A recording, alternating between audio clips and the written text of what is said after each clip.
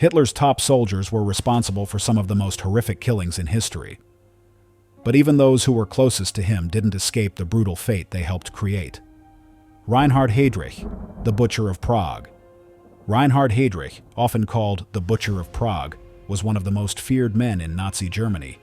His name still sends shivers down the spine of anyone who knows his legacy.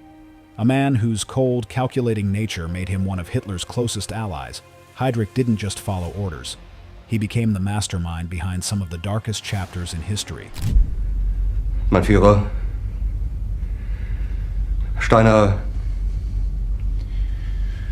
Steiner konnte nicht genügend Kräfte für einen Angriff massieren. Der Angriff Steiner ist nicht erfolgt.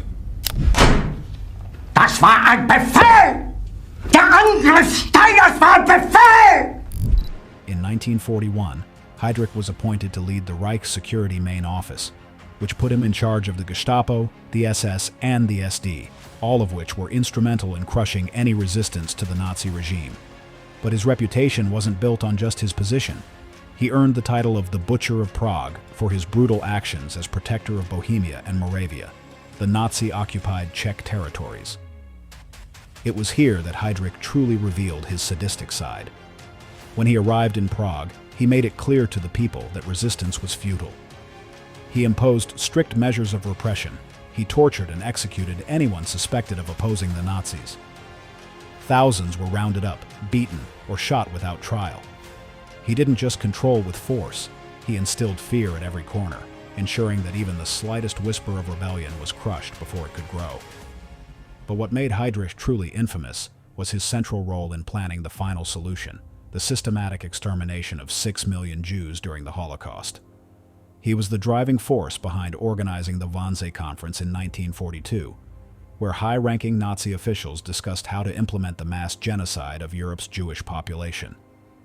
His efficiency in organizing the horrors of the Holocaust earned him the nickname, but it was also his ruthless pursuit of perfection in carrying out these atrocities that made him one of the most monstrous figures of the Nazi regime. However, despite his reputation for being untouchable, Heydrich's reign of terror would be cut short.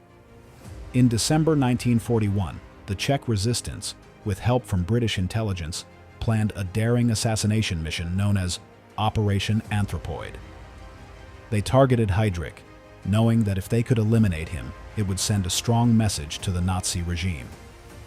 On December 28, 1941, two Czechoslovak paratroopers, Jan Kubiš and Josef Gabčík, ambushed Heydrich as he drove through the streets of Prague.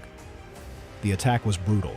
Heydrich was hit by a bomb, severely wounded, and died a few days later, on June 4, 1942. The Nazis, enraged by his death, retaliated with horrific consequences.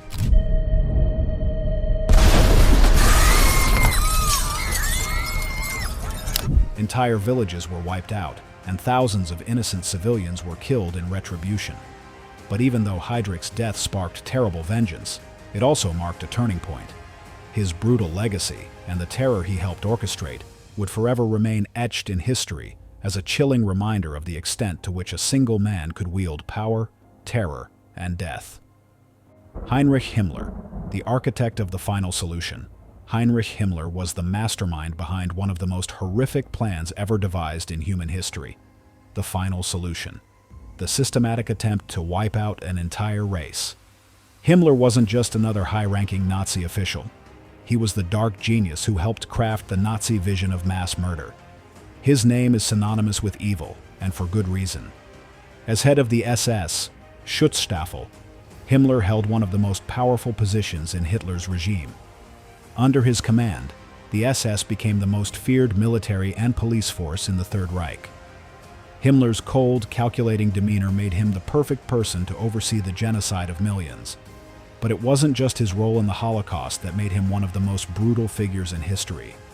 He was also a key architect of Nazi terror in every form. While many were shocked by the initial reports of atrocities coming from the concentration camps, Himmler was one of the men who turned these camps from horrific prisons into industrial death machines.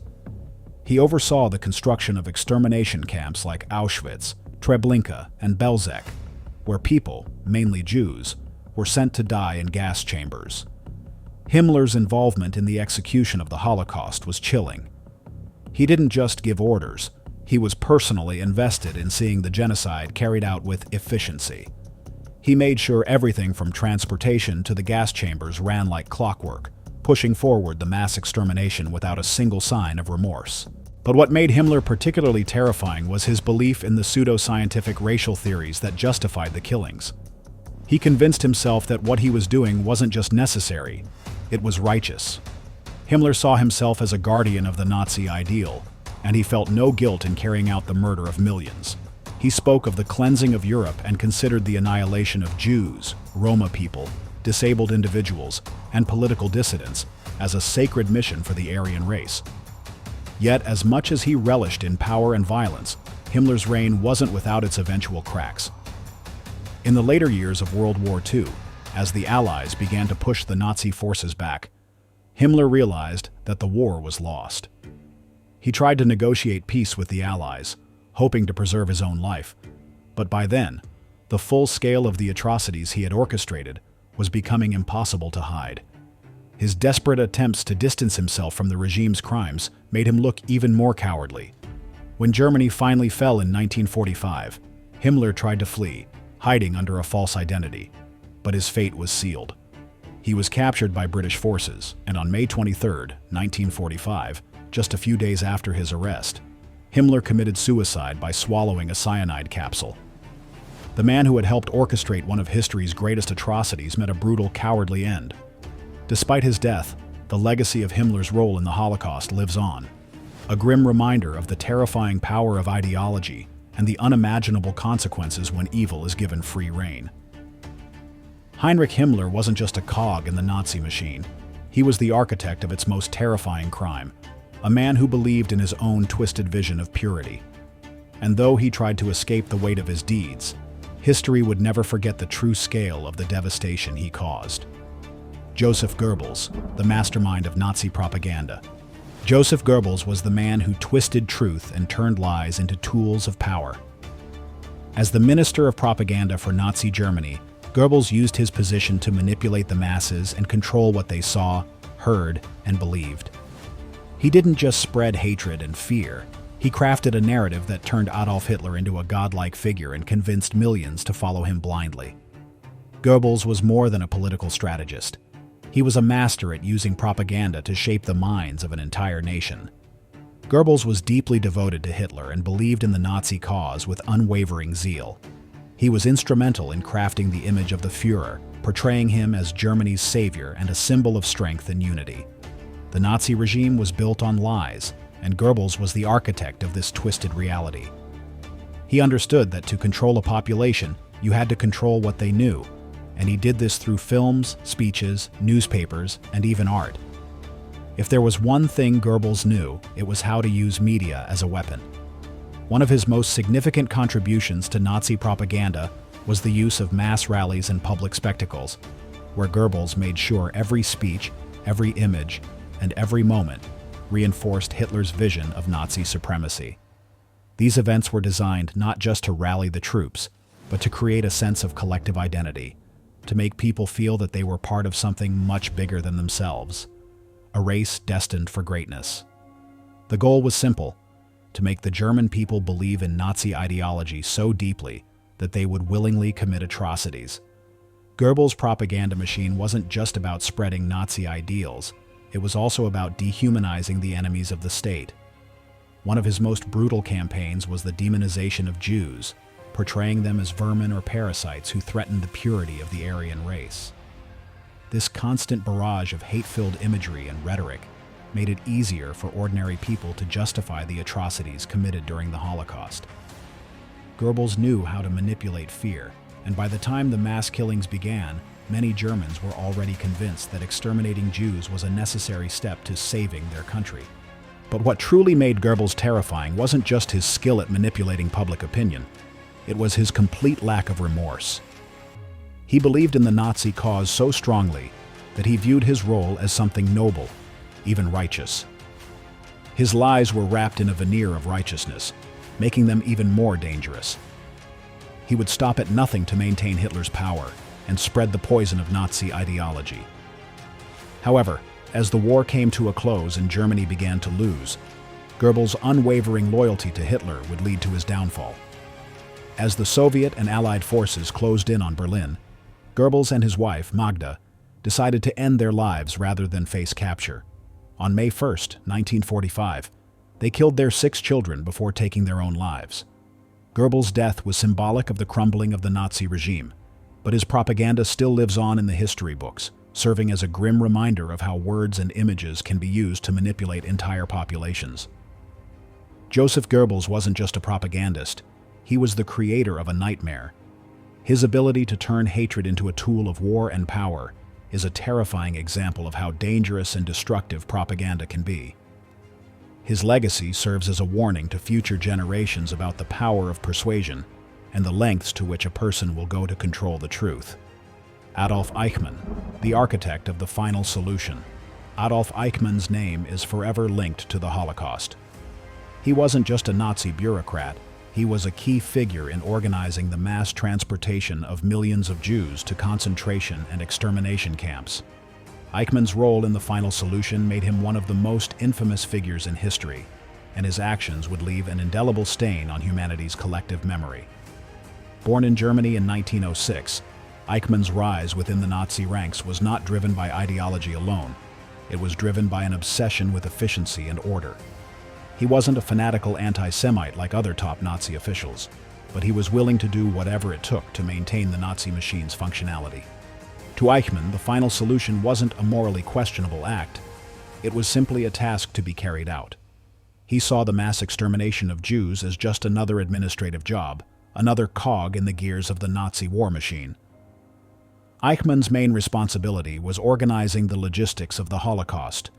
His task was to figure out how to transport millions of Jews from across Europe to the death camps where they would be systematically murdered.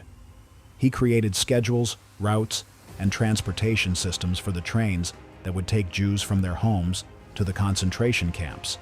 He was in charge of overseeing the deportations, ensuring that each victim was packed into trains as efficiently as possible. It's chilling to think about Eichmann's role in these operations. His ability to plan and execute such horrific acts with cold, bureaucratic precision.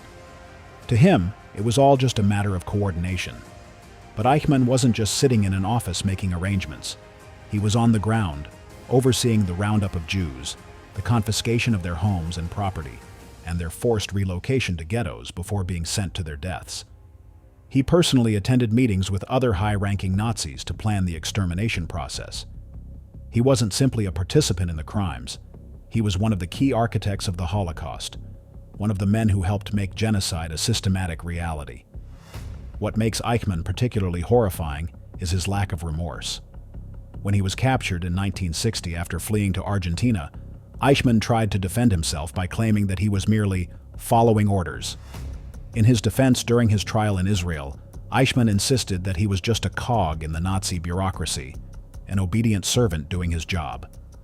This defense of just following orders became infamous and led to the term the banality of evil, coined by political theorist Hannah Arendt. Eichmann's trial made it clear that he was not a crazed lunatic or a man driven by personal hatred of Jews. He was an ordinary man who followed orders without questioning them, even when those orders led to the deaths of millions. During his trial, Eichmann's cold, detached demeanor shocked the world. He didn't seem like a monster. He appeared almost normal, like someone who could have been any government official sitting behind a desk. Yet his actions were far from ordinary. He played a central role in the systematic murder of millions. Eichmann's lack of remorse, his bureaucratic approach to mass murder, and his defense of just following orders made him the epitome of evil masked in ordinary behavior. In 1962, Eichmann was convicted of crimes against humanity and war crimes. His death sentence was carried out on June 1, 1962, when he was executed by hanging. His execution didn't erase the horrific legacy he left behind, but it did mark the end of a man who was at the heart of one of the most horrific chapters in history. Eichmann's story serves as a grim reminder that evil doesn't always wear a devilish mask. Sometimes it hides behind a uniform, a desk, or a piece of paper. Eichmann didn't have the crazed fanaticism of others, but his willingness to carry out the Holocaust's deadly orders without question made him one of the most dangerous men of the 20th century. His story serves as a warning. When people abandon their moral compass and blindly follow orders, the consequences can be unspeakable. Otto Skorzeny, Hitler's favorite commando. Otto Skorzeny was one of the most infamous figures of the Nazi regime, known for his daring missions and brutal tactics. Often referred to as Hitler's favorite commando, Skorzeny was a skilled and fearless soldier who became a symbol of Nazi terror and efficiency. But behind his reputation for heroism in the eyes of the Nazis, Skorzeny's actions were a reflection of the ruthlessness and brutality that characterized the darkest days of the Third Reich. Born in 1908 in Austria, Skorzeny initially trained as an engineer before becoming involved in military activities. His real rise to notoriety came when he joined the SS, Schutzstaffel, and it didn't take long for him to make a name for himself with his daring and often deadly exploits. Skorzeny wasn't just any officer, he was the leader of the SS paratroopers, a special unit tasked with carrying out high-risk operations for Adolf Hitler. What set him apart from other officers was his ability to execute brutal missions with precision and terror. One of Skorzeny's most famous feats was his involvement in the rescue of Benito Mussolini in 1943. When Mussolini was captured by the Allies and imprisoned in a remote mountain location, Skorzeny was sent on a daring mission to free him. Leading a group of elite commandos, he executed the mission with such precision and boldness that the rescue became legendary. The audacity of the mission, breaking into an Allied-held prison and saving Italy's fascist dictator, earned Skorzeny admiration from Hitler, who saw him as a master of unconventional warfare. To the Nazis, he was a hero. However, Skorzeny's most significant legacy lies in his involvement in terrorist tactics and psychological warfare. He didn't just rely on traditional military strategies. Skorzeny was known for carrying out operations that instilled fear and chaos, often using guerrilla warfare and sabotage to achieve his goals. He was known for dirty tricks, using deception and brutal surprise attacks to catch his enemies off guard. These tactics were designed not only to defeat the enemy, but to humiliate and terrorize them. Skorzeny understood the power of fear and used it as a weapon. Another of his most notorious operations was his role in the Battle of the Bulge in 1944. Skorzeny was tasked with leading a special unit of commandos who disguised themselves as American soldiers. These men infiltrated Allied lines, creating confusion and fear among the U.S. troops. The idea was to disrupt communication and create panic. Though the operation didn't achieve lasting success, it was a chilling reminder of Skorzeny's ability to use deception and terror as powerful tools in warfare. But Skorzeny's actions weren't just limited to the battlefield. After the fall of Nazi Germany, Skorzeny became involved in post-war activities that would solidify his place in the annals of history as a figure of terror. He was a key player in helping high-ranking Nazi officials escape from justice by organizing rat lines, escape routes that smuggled former Nazis into countries like Argentina and Egypt. Skorzeny himself managed to escape capture and evade prosecution for several years, living in various countries under false identities.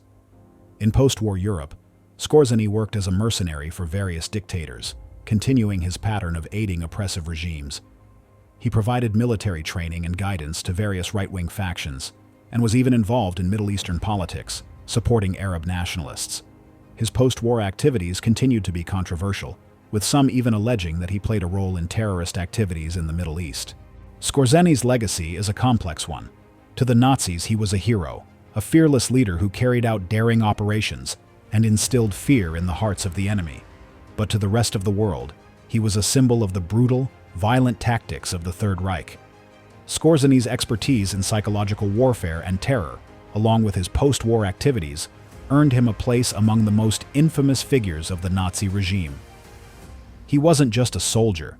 He was a man who understood how to use fear and brutality to manipulate the battlefield and leave a lasting impact on history. When Otto Skorzeny died in 1975, the world was left to grapple with the aftermath of his brutal actions. His death marked the end of a life steeped in violence and cruelty, but the shadow of his legacy would continue to haunt the world for years to come. Skorzeny wasn't just Hitler's favorite commando. He was one of the most dangerous and terrifying men to ever serve the Nazi regime. And there you have it, the unspeakable brutality of Hitler's top soldiers. If you found this story chilling, Don't forget to hit that like button and subscribe for more gripping historical insights. Stay tuned for the next dark chapter.